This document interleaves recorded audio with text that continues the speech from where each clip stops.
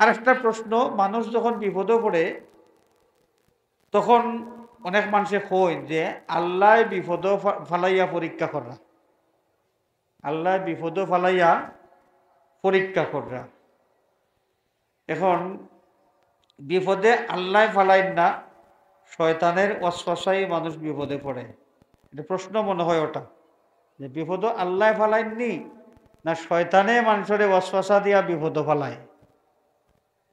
কোরআন শরীফও আল্লাহ রব্বুল আলামিনে যা কইছেন, আল্লাহ এটা নীতি কইয়া দিছেন। নীতিটা কিতা?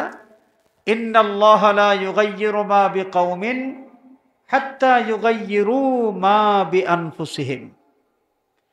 আল্লাহ কোনো মানুষের অবস্থার পরিবর্তন ঘটায় না যতক্ষণ না মানুষ নিজেরা নিজেদের অবস্থার পরিবর্তন ঘটায়।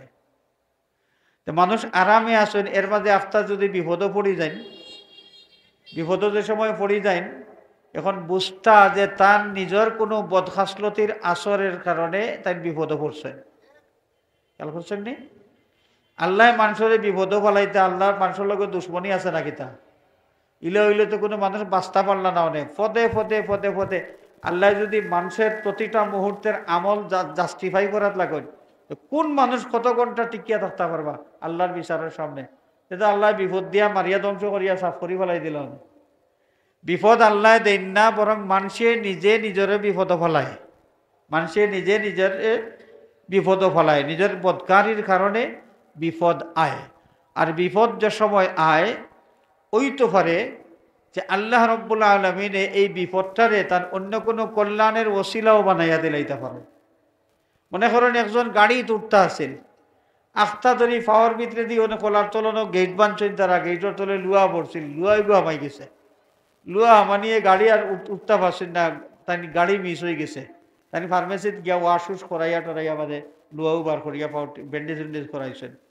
এর বাদে গেছেন, দেখা গেছে যে হৌ গাড়ি ওগু যেগুলো উঠতে আসেন তাই হগু উল্টিয়া পাল্টিয়া মানুষ যখন দেখো মইয়া মাথা মোতা ফাটিয়া 3 জন জায়গাত শেষ, ওলা ঘটনা ঘটছে।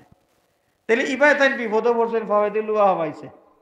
দেখা গেছে বড় বিপদ থাকি তান্ডে আল্লাহ বাঁচাই দিছেন, বড় বিপদ থাকি আল্লাহ তান্ডে বাঁচাই দিছেন।